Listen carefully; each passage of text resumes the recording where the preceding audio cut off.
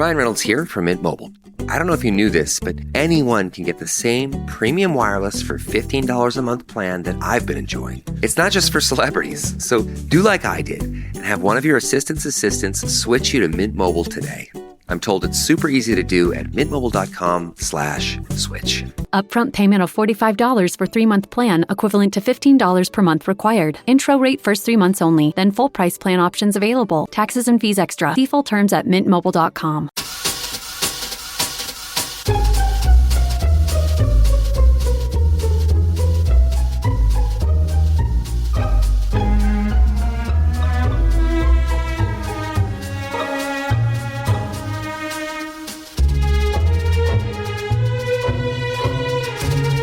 Welcome to the Going to Killing City podcast, a historical look at murder in Kansas City.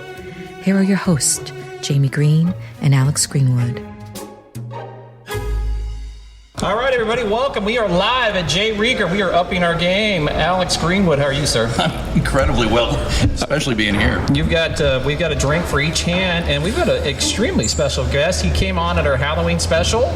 But he is here today in person, and he's going to show us how to really make a cocktail. Ryan Maybee, thanks so much for having us and hosting us here. Thanks. I'm glad to be here. Appreciate it. It's just incredible to be in a place that is cocktail history, frankly. It's more than just cocktail history. Kansas City, it's a landmark. And I remember the first time I came here, way before I met you, and I was just like, this is the coolest place in town already with Electric Park and all of that. So could you tell us where are we right now in the distillery? Yeah, so we're in the Old Heim building, where our primary event spaces and public spaces, tours, tasting rooms, all that stuff happens. But this particular room that we're in is our historic exhibit. There's so much history connected to J. Rieger and Company and the Heim and Prohibition in Kansas City and how we resurrected the brand and all these things that we had to build a 3,000 square foot museum to tell the whole story. And we are sitting in that museum right now. It's such a cool. This is where Greenwood wants to be buried. Let's be honest, right now. It's true. Do you have a crypt for Alex somewhere? No, but he has a lot of barrels. I'm definitely going to be here, afterwards. So, really? I'm going to haunt the place. So if you want to join me, we can haunt the place together. And I know we've got a crowd, and I apologize. We tried to turn up the PA, and if we turn it up any more than this, we get feedback. And so it's annoying. It's not being able to hear us very well. Feedback's even worse.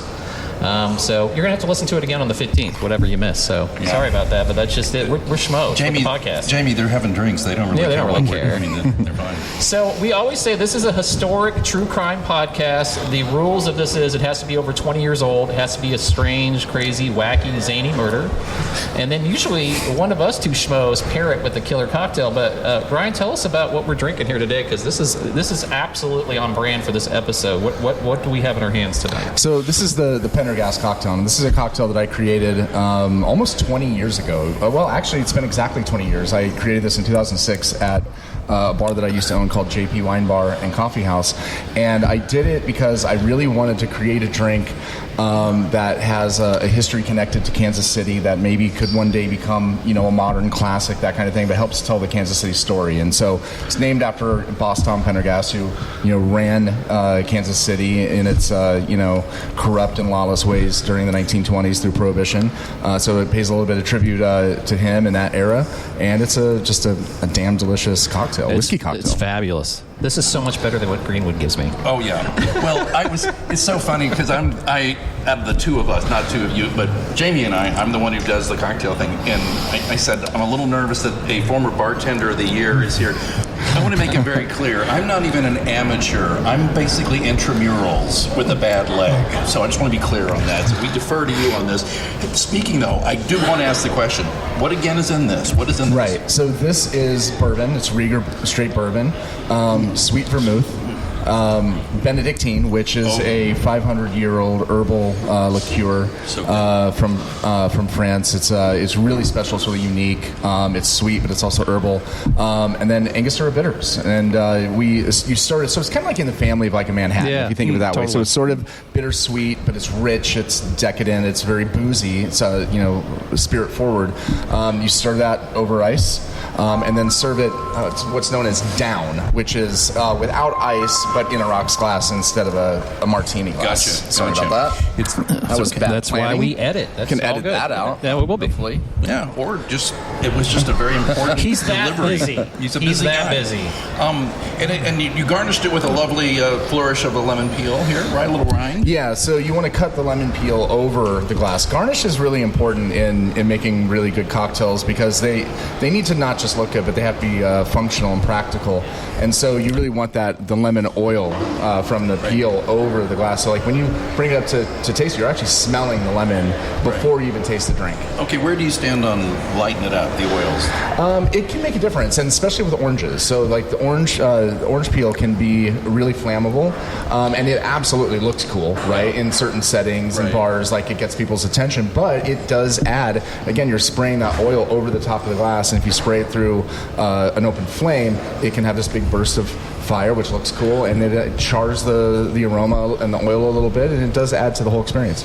And it's getting ready, that word experience I was getting ready to use because I think a lot of people don't really think about their cocktails as an experience, which is unfortunate because it's not just the taste, it's not just the effect, first of all. Mm-hmm. It's not just the taste, it's the aroma. But I think one reason I'm attracted to being a home bartender is just I like the ritual of making something. Yeah, it's a lot of fun. Well, and I think that this is a great place, ladies and gentlemen who are here, as well as listeners, to come stock up for your home bar. They got it all. Is it okay if I ask just real quick? I told you, if I'm going to get you're geeking out, Ryan man. here, I'm glad you don't have panties. You'd be throwing them at him right now, but that's okay. Go ahead. I'm a fan, I'll admit it. I'm so nervous. No, but Ryan, if you were just to give us kind of a quick rundown, this is amazing to believe that the people have never been here, but to say they've never been here, what would you say are the things that people come here for the most? And then tell us a little bit about the entire pantheon of Rieger that you do. Yeah, there's a lot. I mean, I guess the first thing that comes to mind about why people come here is the slide. I mean, even though I never really thought that we would actually build it when we were kind of coming up with the whole idea and conceptualizing this thing, and then we did, and I'm glad we did because it's become maybe the most visually notable thing that we do. It's like even if you don't drink whiskey, even if you're not a big cocktail person or into it's like, oh yeah, you're that place with the slide. Like it's become so synonymous with like who we are and where we are, and so that's a big talking point. But otherwise, like we take a lot of pride in the spirits that we make, primarily whiskey. I mean, our Kansas City whiskey, which I've also got glasses here for us to taste. That's why my wife's driving us home. Right. Yeah, it's what we're most known for, and it's really special. It speaks to the history of our company dating back to prior to Prohibition, as well as the history of American whiskey. But then we also make straight bourbon, straight rye. We have some higher end, more limited edition releases, and then we also make a really killer vodka and gin as well. So we take a lot of pride in that. We hope that a lot of people come down here to really learn more about the history of our brand, to sample more of the spirits, to get a greater understanding of like who we are and what we do, and then just to have a really good time. I mean, we've built this really amazing overall customer experience. It's definitely a tourist attraction. There's a lot of different experiences down here, from 4 different bars, all with unique cocktail menus, with unique food menus, and different experiences depending on what you're looking for. We're open for tours 7 days a week. So there's a lot of reasons to come down here and check us out, more than once even. Yeah. Well, I have to ask you one last question. This summer is going to be a little busy around here, I imagine. How do you feel about that? You're probably referring to the World Cup. Yes, sir. Yeah, I don't know. I mean, we are doing our best to gear up for it and be prepared, but I don't know if anyone in Kansas City really truly realizes or grasps just how big this might be. Yeah. And we're still trying to figure that out too. Like, how much should we be prepared for, and what should we do differently in order to make sure that we get the most out of the experience, that our guests and people visiting Kansas City get the most out of the experience. And so we're in that process right now, and we're really excited about it. It's an amazing thing for Kansas City, obviously, and we want to make sure that people know about us and hopefully take the time to come and visit us. Well, I'm telling everybody I know about you, independent of that. In fact, if things aren't quiet here, would you text me? We'll come over. I'll bring a lot of people who don't want to go to this. Oh, my God. All right, I'll stop. Hey, Jamie's got a mystery he's got to talk about. Well, yeah, we are a mystery podcast, right? So.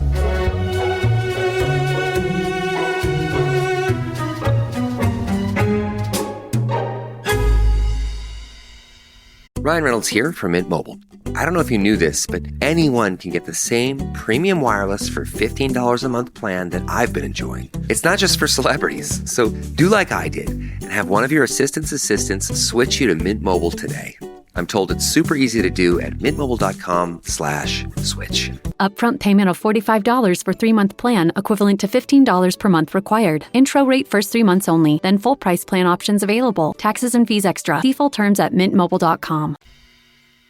All right, we're going to delve in for people. The eyes of the nation, much like the summer, were upon Kansas City. Civic leaders and citizens alike were in a fine mood as they congregated downtown to celebrate Kansas City being featured nationally.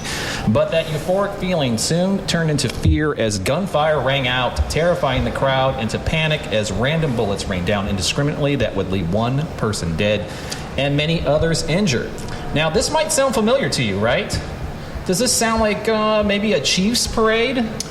Right? Yeah. But actually, as Harry Truman once said, there is nothing new in the world except the history you don't know, because I am not, in fact, talking about the Chiefs parade where an innocent bystander was murdered. I am, in fact, talking about June 1928, 98 years ago this summer, when the Republican Party convention was in town to nominate Herbert Hoover.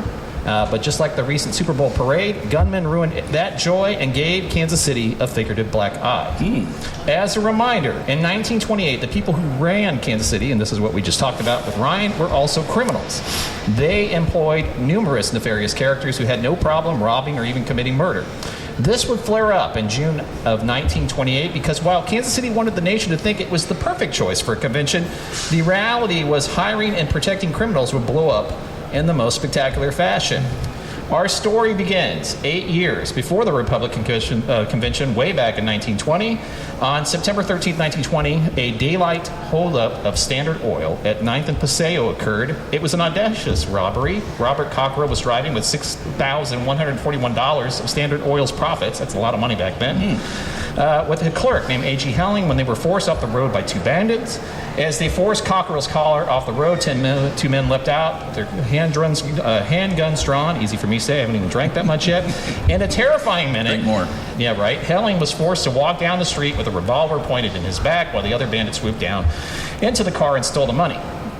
Now, neither man was wearing a mask, and KCPD had a pretty good idea from the descriptions given by both individuals who they were dealing with. Within 4 hours, Detective T.J. Foley and William Dorn arrested Tony Mangiarcino, took him to police headquarters, and he was quickly identified.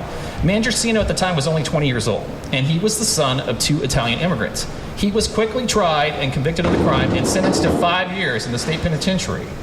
I could not ever find any information on what happened to the other guy, so who knows what happened to the other dude. But Tony, at least, went to jail. Now, what is clear, Tony didn't serve his entire 5-year sentence because he reappears in November of 1923 in a Kansas City Times article for helping to rob C.W. Dearberg's tailor shop at 1024 Baltimore. Now, this time, Tony was part of a gang with 18-year-old Ernest Hardwick and 29-year-old Bobby Eaton leading the heist. As an interesting sidebar, both of these men were listed in the newspaper as, quote, being underworld character. Right? Shocking in Kansas City in the 1920s. Underworld character. I don't believe it. Right? No. So Mangiarcino and Eaton were arrested at a garage at 1324 East 11th Street, not too far from here. What else was in that garage? Well, $2,500 worth of stolen goods from Dearberg's tailor shop. Now, one of the others arrested this day, and this may ring a bell to you, Alex Greenwood. Okay. Was a guy named Charles Corolla. Could Charles Corolla be Charles Corollo, a.k.a. Charlie the, and I can't say it, but it rhymes with cop or slop, and it starts with a W, but I ain't saying it. Yep. If you remember, that Charles was the driver of John Lazia's car as he was gunned down in front of his apartment by hitmen with Tommy guns back in 1913. I was wondering when his name would pop up. Yeah. Right? That's a real callback for the show, too. That was the first episode we ever did. Oh. Yeah. So luckily there were mug shots of Corolla or Corollo with Hardwick, Eaton, and Mangiarcino in that 1923 article. If you compare them with the later pictures known of Charlie the blank Corollo, it's evident that these men are indeed the same person. And I'll put in the show notes so you can look at the pictures. This Charles Corolla owned a drive-it-yourself stand at 547 Locust, which was in fact an early version of a car rental company. According to that November 14, 1923 Kansas City Times article, KCPD stated all his best customers were in fact criminals. Well, they try harder. Yeah, they do try harder, right? The KCPD at that time were criminals. They were, right. Yeah. They had a great loyalty program. 5 rentals and you get to rob with your 6th one. They would rent cars from Carollo for their quote-unquote work. Numerous cars were utilized in crimes, were traced back to Carollo and his drive-it-yourself stand, so he was arrested as well. Now, this Ernest Hardwick is an interesting character. He first appeared in police records when he was only 9 years old. So he started young. According to that same Kansas City Times article, Hardwick had constant association with underworld characters. These were clearly dubious individuals. You might think that being caught twice and spending time in prison might have changed Tony's ways, Tony Mandrasino, but you'd be wrong. On May 20th, 1925, Tony shows back up on the Kansas City Star for even more holdups. Once again, he's arrested. The next year, he's back in the paper for running over a pedestrian, which my mother-in-law's here, and she's done that several times. Another theme in this podcast is, why do people who commit violent crimes continue to get back out on the street so quickly? That is certainly true for Tony Mandrasino. As we've heard, he's committed multiple crimes, often at gunpoint. Yes, he seems just to waltz around the streets of Kansas City after spending virtually no time behind bars. It makes you wonder. We know that Carollo was good friends with John Lazia. Was he helping Mandrasino spend virtually no time behind bars because of Lazia and Pendergast running the city?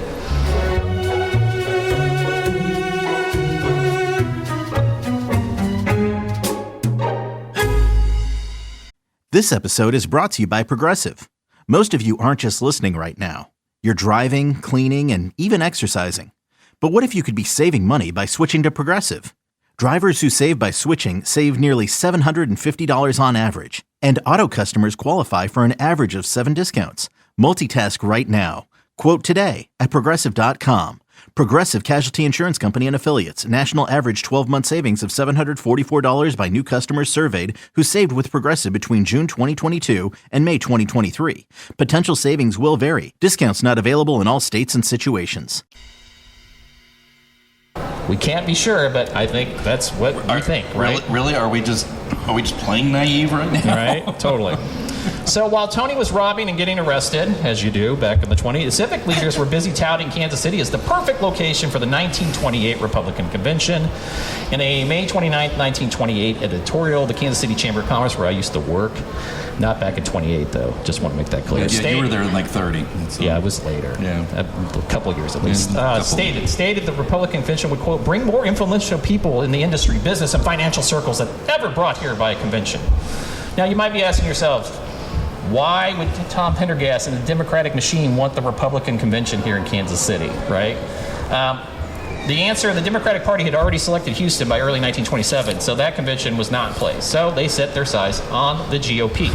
Now, interestingly, both parties came together to advocate on Kansas City's behalf. A bipartisan committee was set up that included Republican Mayor Albert Beach, former Mayor Democrat Frank Cromwell, and also on that committee, once again, the man from Independence, Harry S. Truman, and city manager Henry F. McElroy. It was evident the Pendergast machine was working hard behind the scenes to help garner that 1928 convention.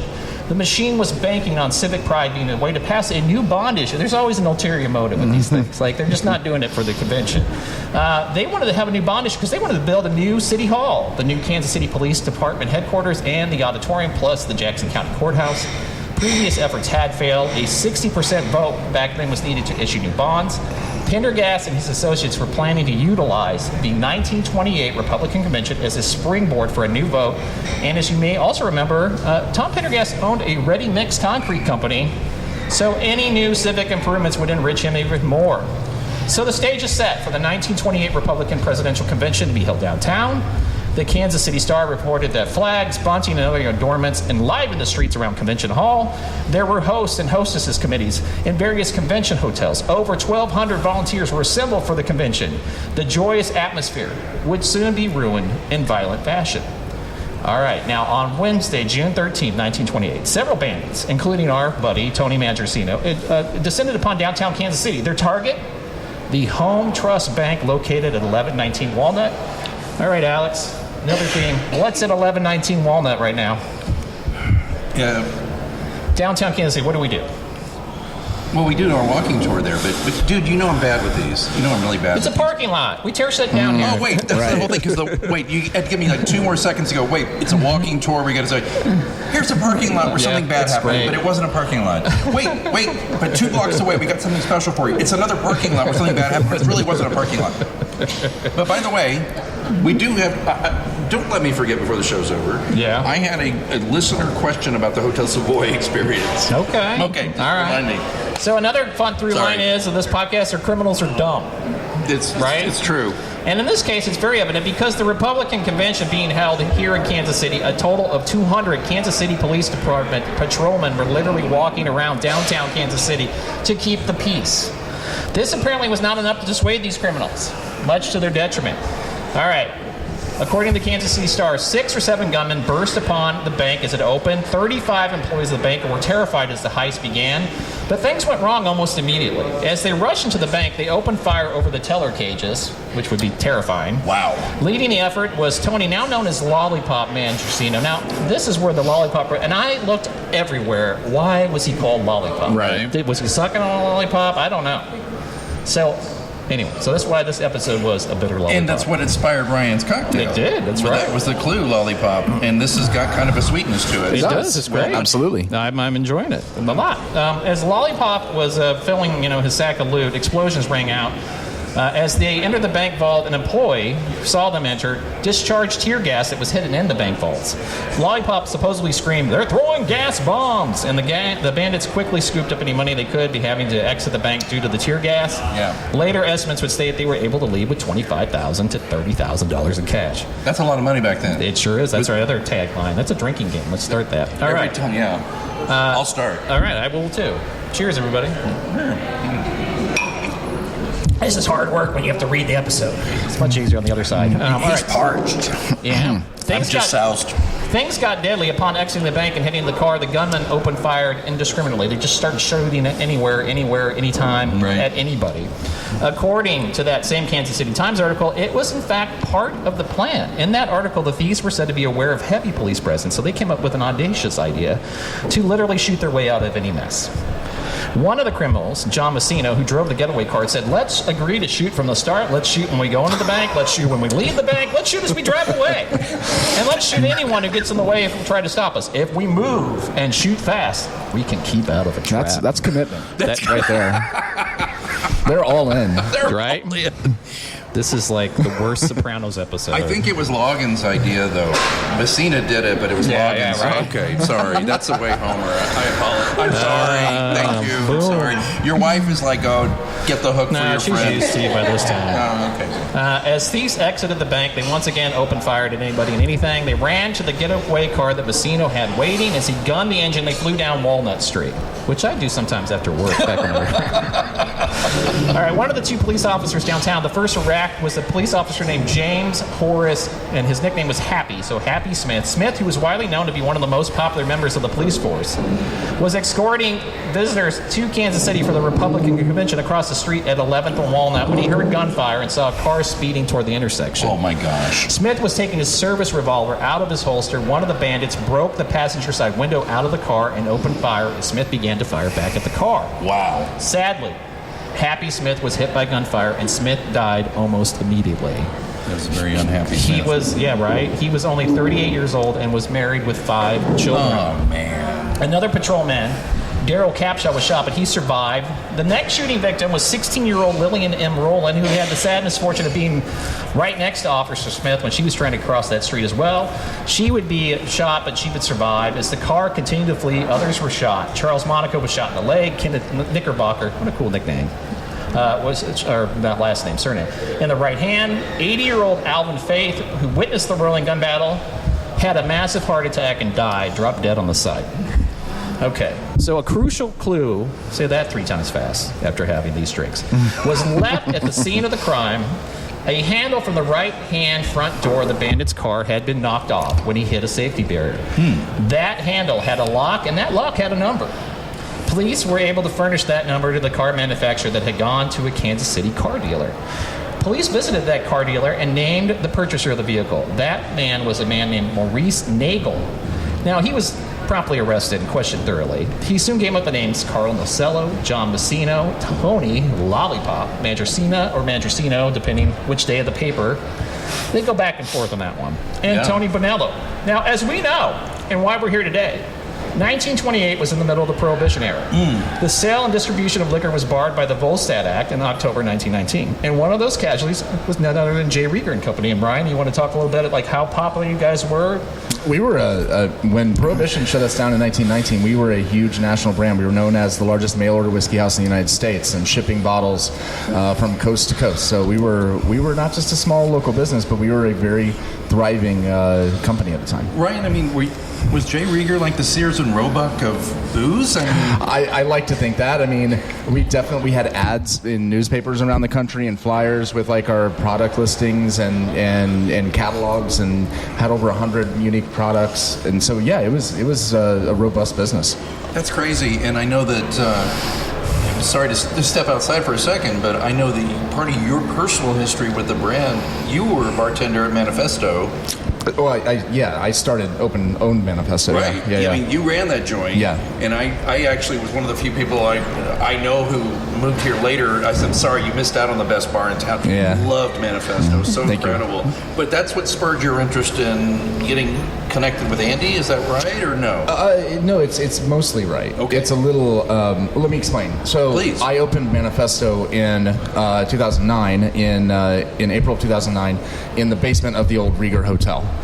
So Alexander Rieger, just before Prohibition, expanded the business and built a hotel to align with the opening of Union Station. Union Station was built and opened in 1914. The Rieger Hotel was just on the other side of the railroad tracks and really intended to serve the traveling salespeople and the railroad workers. It was known as a traveler's hotel. It was his expansion of the business, so it was called the Rieger Hotel, right? Now, fortunately, the Rieger Hotel was still standing in 2009 when I was looking to open my business. And I just found, I was led to that space and opened my bar in the basement of that old hotel. I didn't know anything about the history of J. Rieger and Company at the time. I didn't know it existed. I didn't know there was ever any distillery in Kansas City, Missouri prior to Prohibition. I knew nothing about it, and I really didn't know anything about the Rieger Hotel either.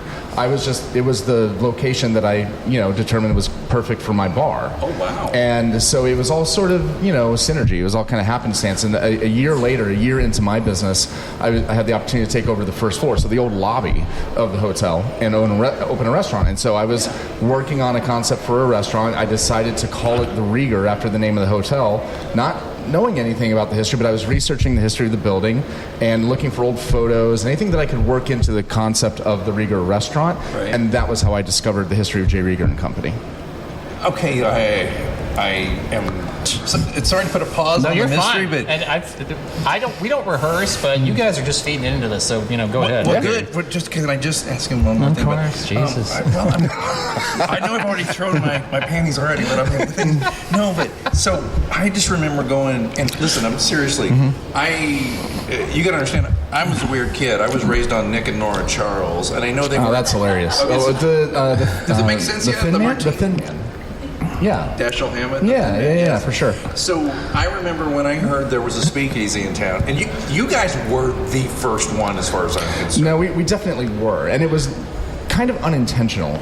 I mean, it was intentional, but it wasn't like that was a genre of bars that I was trying to spearhead or create. It was just the bar that I wanted to hang out at. But that's why it's so good. I mean, that's why this place is so great, because you've made it you guys, you said this earlier. We all just thought the slide was kind of a fun idea, and here it is. Yeah. I mean, that's the whole point, right. Is it not? Yeah. Anyway, I know we can't go on, but I just want to say, though, that Manifesto is one of my favorite places, so it really was more like just downstream of that than you and Andy got in touch. Well, yeah, and I didn't know that Andy existed either. And so he heard about me opening a restaurant in his family's old hotel building called the Rieger, and so he sought me out. He came in on opening night because he had heard about us, and he wasn't even living here. He was living in Dallas, Texas at the time.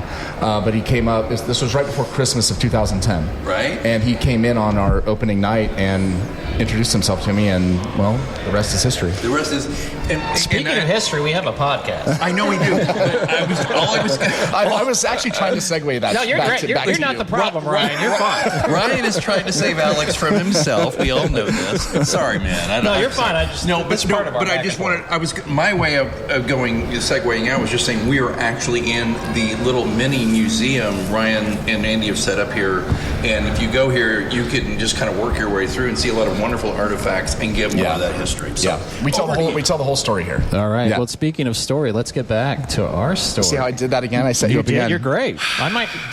Brian, do you want to be a co-host of a podcast? He's so used to having fans. He's like, oh God, not another one of those. All right. So he's like a Trekkie for booze. So we're back to the fact we're in Kansas City. It's 1928. There is prohibition. People who worked in the spirit industry or anything like that went out of business, and one of them was the son of J. Rieger's founder, Alexander, who you just talked about. Great name. Who had been running Rieger whiskey when they had to shut down the operation. So Alexander went on into the banking business.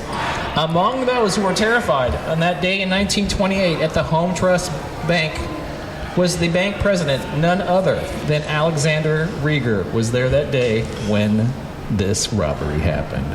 That's why they pay me the big bucks, boys, right there. I'm actually giving you the loving adoration of a competitive host. You're like, you got to remember, every other month it's mine or his. And I'm sitting here looking at him like, first I do this. Beat me again, you got a better mystery than I did. And then I'm like, you know what? Just give him his props. I'm giving you your props. This is really well done, sir. Yes. So Rieger was the first witness in the state's case against Carl Nusello. He would testify that day. He saw Nusello, saw him pull a gun, all that, and other people did too. Bowers, there's a lady named Beulah Bowers.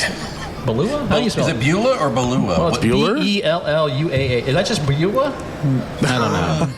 I don't know, but if you call her a Beulah in her face, she might slap you. Is it Beluga? Maybe it's Beluga. Well, anyway. maybe she's caviar. Who knows? All right. So she. Beluga. All right, we're going to get going. I'm going to pass out before. All right. She identified Nusello as the man who pointed the gun at her jumping over the till, blah, blah, blah.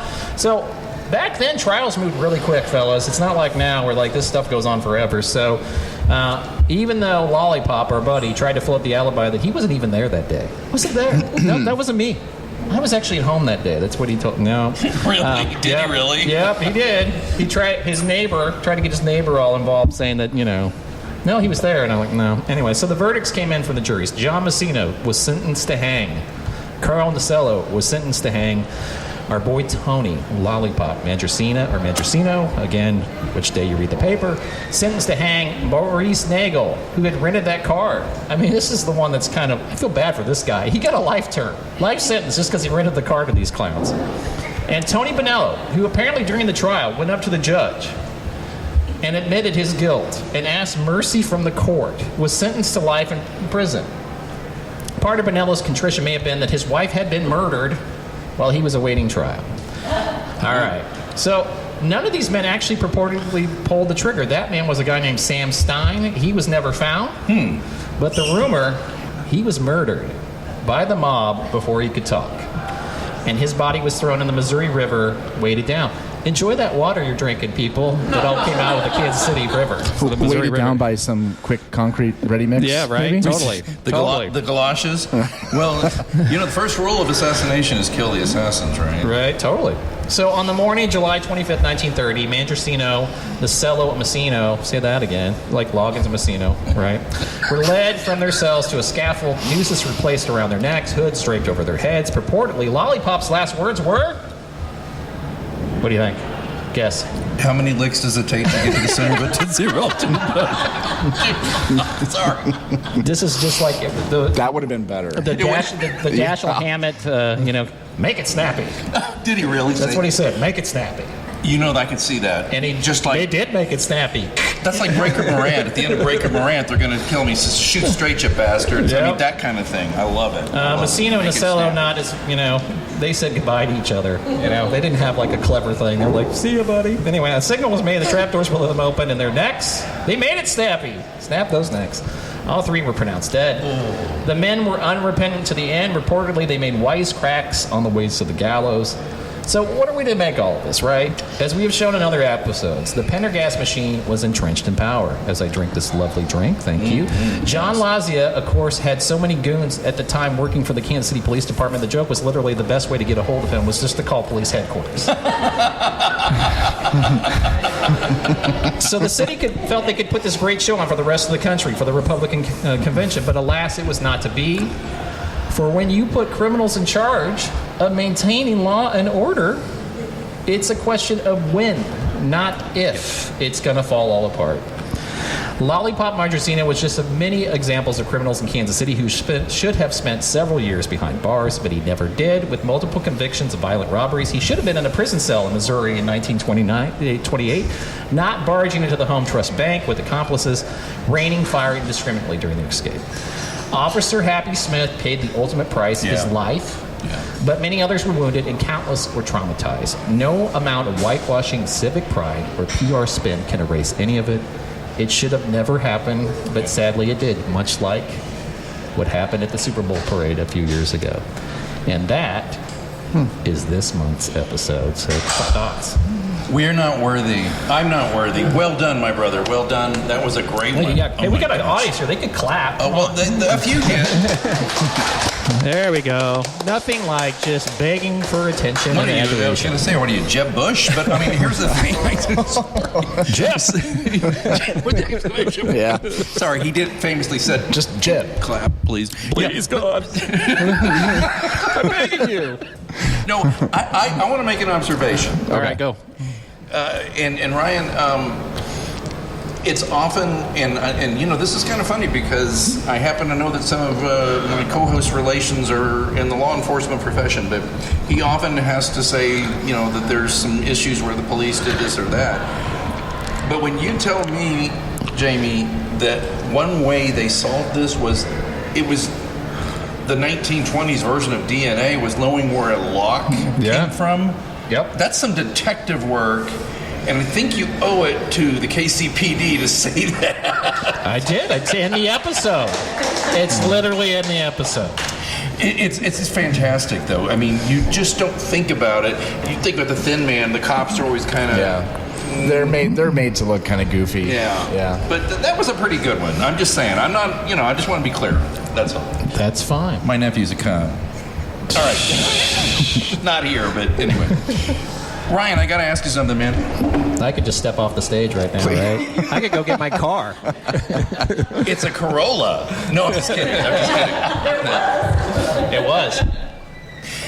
No, but Ryan, yeah, I'm curious, how many people come in here that you know of at least who really are into the mob history and the organized crime? Because you can't look at this building and not think some shiz might have happened here once in a while. Do you get that much, or are people look past that, or are they into the slide? I would say that, you know, we don't necessarily get that a lot. I always love it when people like bring up the history and ask me questions about it. And we even have one of the exhibits in here in this room is it talks about Tom Pendergast and that whole, during Prohibition era in Kansas City that was totally corrupt. We were notorious for that, and that's just one of many stories. Now you could talk about Alexander Rieger being the president of the bank when the Home Trust robbery happened. Absolutely. I want to see my picture up here, Ryan, somewhere. Oh my God! But there's a Right ton of stories like that. He always goes too far. Just one more step. Just too far. But no, I wouldn't say I personally get a whole lot of that, but sometimes, yeah. I mean, and the name Pendergast obviously has become a lot more recognizable, in recent years since we've, built this, historic exhibit and tell that part of the story and got the Pendergast cocktail on the menu, and so it does raise questions and starts conversations. Can I ask you about, and again, I'm not overselling this history, it's a mini museum in my opinion. No, it absolutely is. Did you have an actual historian help with this at all? Yeah. So let me explain a little bit of it. So everything in here, like all these placards and exhibits and everything, I wrote the whole thing personally. But we wanted to make sure that it was all done, all above board, like fact-checked meticulously. We didn't want to get anything wrong. We took the process very, very, very seriously. It's all cited and noted. You'll notice that on all of the exhibits and everything. It's everything. There are citations about where we get the information that we're presenting and the exhibits that we're showcasing and all that stuff. And we did work with a local historian to help us ensure that the process was done in an academic way.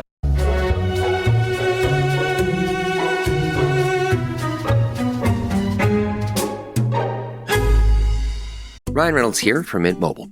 I don't know if you knew this, but anyone can get the same premium wireless for $15 a month plan that I've been enjoying. It's not just for celebrities, so do like I did and have one of your assistants switch you to Mint Mobile today. I'm told it's super easy to do at mintmobile.com/switch. Upfront payment of $45 for 3-month plan, equivalent to $15 per month required. Intro rate first 3 months only, then full price plan options available. Taxes and fees extra. See full terms at mintmobile.com. I'm literally working on my master's degree in history at the University of Central Missouri, and the one thing I noticed was the citations. I noticed all that. This is not... And I'm also a PR guy. I know, right? Don't boo me, please. But I mean, thank you. Okay. But it's easy to, in the name of don't let, the facts get in the way of a good story. But what you have here, this is legit cited history. Right. And I think this should be on tour of anybody who's coming and wants to know the history of Kansas City, because this has got more than just about booze here. Sorry. So people that are listening to this, Ryan, I think if you're from Kansas City, they know how to come down here to the East Bottoms. Yeah. Well, hopefully. I mean, it's a little harder than it sounds, actually, to come down here. With the trains there, right? Right. But let's talk a little. So what's your website so people can follow? We'll put this in show notes too, but tell us a little bit about the website. Yeah, so we're at jriegerco.com, and that's also our handle on all of our social media. So primarily like Instagram is we're very active on there. So jriegerco, same thing as on Facebook and all that. And so we're pretty active on social media, but it's jriegerco.com. Great. Well, we cannot thank you enough for hosting us. This has been fabulous. It's my pleasure. This is fun. Like they said, was Jerry Maguire, you had us at whiskey. Yeah. We are so happy to be here. You've been such a great sponsor. Thanks so much for the time. We're going to wrap up. You can stay here. We're going to talk a little bit about next month, but we really appreciate it. So, Alex, thank you guys. Ryan Maybee, everybody. Ryan Maybee. So happy to have him here.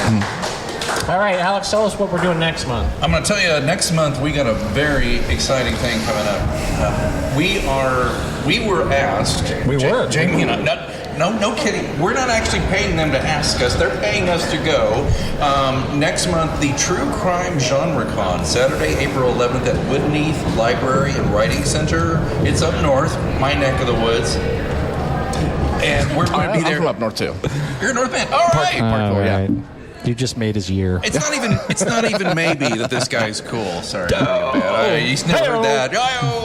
No, but we are going to be get this. They said, would you guys just tape a show like we're doing it this week and make a mocktail? Yeah, you can't drink in the library, at least can't legally. Drink in the library. Yeah. Well, we might.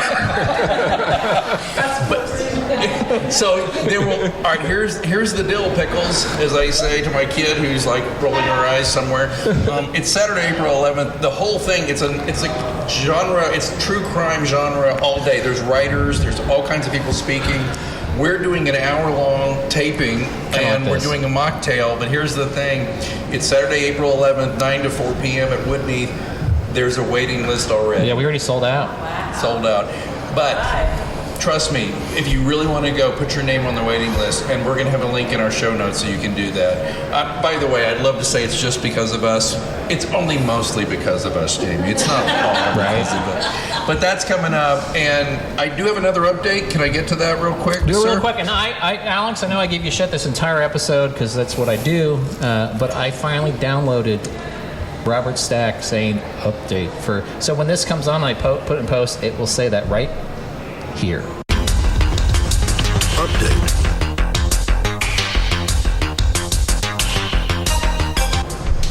Did you feel it? All you Unsolved Mystery fans, remember how did you watch it back in the day, and then you'd watch an episode and then they go, update is Robert, and you're like on the edge of your seat because they have an update on a Wonder Mystery. All right, Well, we've got a case we covered in November 2024, wasn't it, or 23, episode called Blaze of Deception, and that's where Richard W. Brown, he was one of the men convicted in the 1988 explosion that killed 6 Kansas City firefighters. Well, he was granted compassionate release by a federal judge in late February of this year. You saw that? One of our audience members saw that. Well, here's the thing on that. The court vacated his life sentence, resentenced him to time served, and ordered 5 years of supervised release.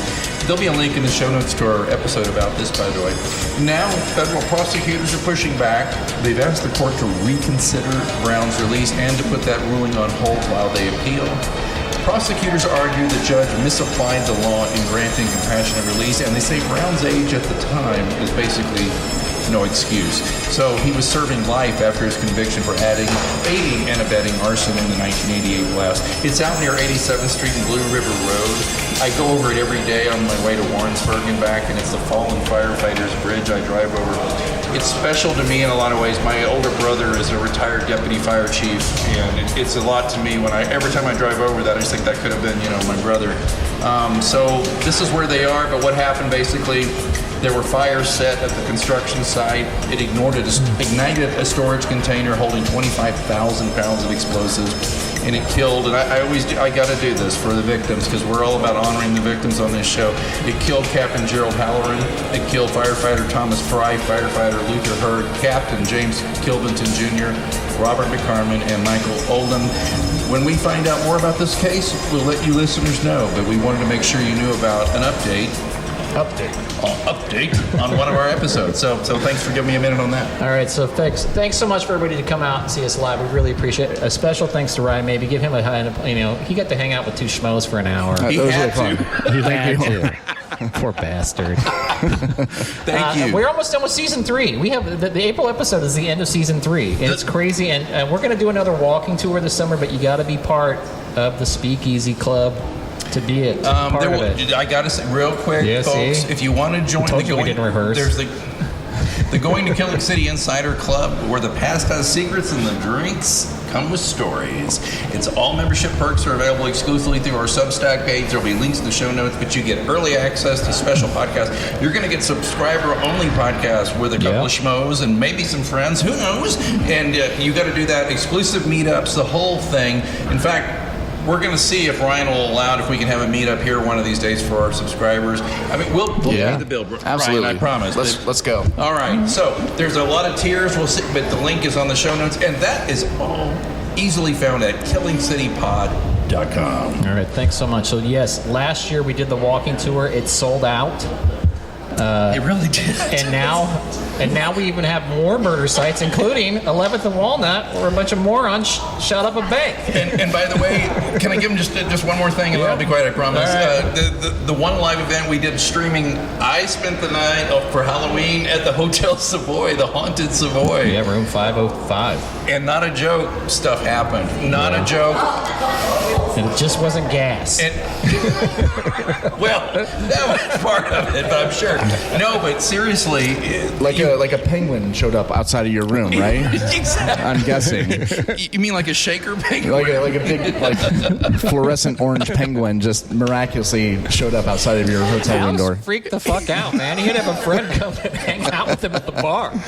I mean, I say this as a complete wuss that was in Minneapolis at the time. Like, I wasn't even in town for it. So. Even if he was in town, he said, I ain't going. I ain't doing that. I told you I wasn't going to do it. His wife is shaking her head. She's like, yeah, he would. Yeah, he'd never do it. I went. I'll just tell you this. Something did happen to me there. Tell him what happened. Because do you really want me to? Yeah, tell him. Well, Ryan's probably busy and he wants to get up. No. I want to hear this. You can tell him. I got 1 minute. All right. So just I'll say, we did the live stream. That was good. My buddy said, hey, what are you doing now? I said, I'm sitting in a haunted hotel room. I don't know. And he says, I'll meet you down at the bar. We had a couple of pops.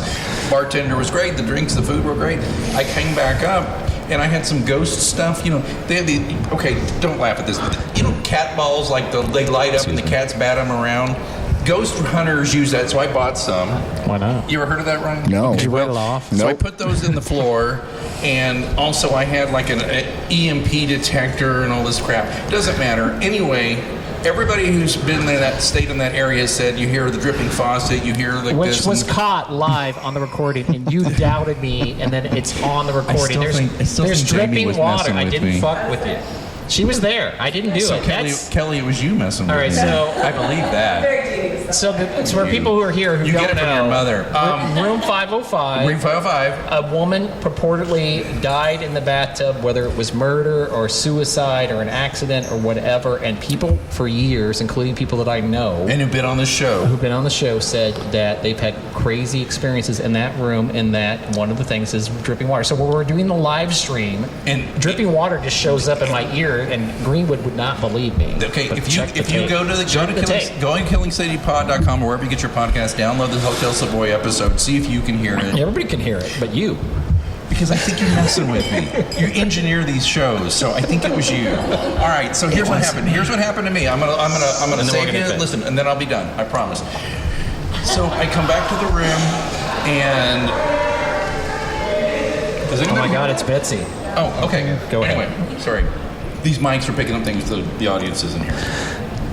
So, speaking of gas, Jamie, really take I'm care sorry, of that. buddy. All right. So here's It's all what. the fanning. So I come back to the room, and it's about 9 o'clock, 9:30, and I'm old, I'm tired, I'm gonna go to sleep.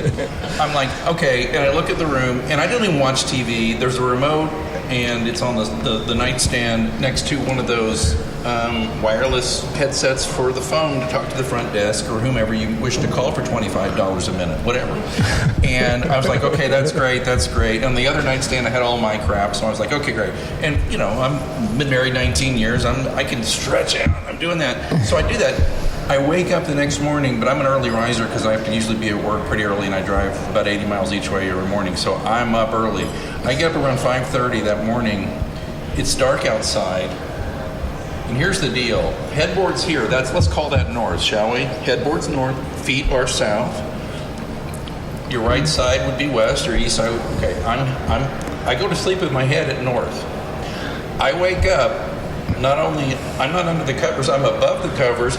I'm also a side sleeper because I need a CPAP half of the time, so I only sleep on my side. Anyway, sorry, TMI. I wake up, I'm flat on my back, and I'm east and west. Yep. No covers on me. And I'm like, what is this? And I'm like, something's uncomfortable. I roll over, and under each scapula, under each shoulder blade, one is the TV remote, and the other is the cordless phone receiver, the handset. So it's one of two things. Tell me what it is. It's either you're a blackout drunk and did stupid shit overnight, or Betsy Ward lives, which I told you, and that's what happened. That's your two choices. What do you want? You want to be the blackout drunk, or there's a ghost? That's your choice. I would be. I saved my bar bill that night. I wasn't. Dude, it's haunted. I told you it was haunted. All right. Something scary going on there in the So hotel. listen to that episode. So guys, we're going to wrap up. Ryan is very busy. Ryan Thank is you so very much busy. for being here. Thanks so much for all of the people that come out. Thank you, guys. Have a great night. Have a Yeah, great this was weekend. fun. And it'll come out on March 15th, and we'll see you guys next month. Awesome. Bye-bye. Ryan Maybee, everybody. Yeah, all right. Jay Rieger.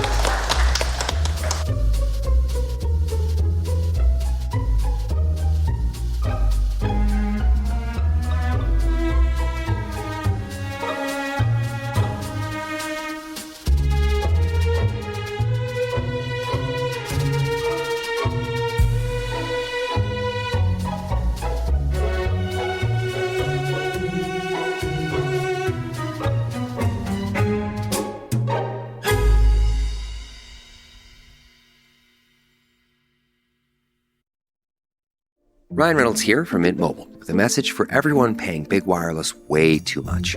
Please, for the love of everything good in this world, stop. With Mint, you can get premium wireless for just $15 a month. Of course, if you enjoy overpaying, no judgments, but that's weird. Okay, one judgment. Anyway, give it a try at mintmobile.com/switch. Upfront payment of $45 for 3-month plan, equivalent to $15 per month required. Intro rate first 3 months only, then full price plan options available. Taxes and fees extra. See full terms at mintmobile.com.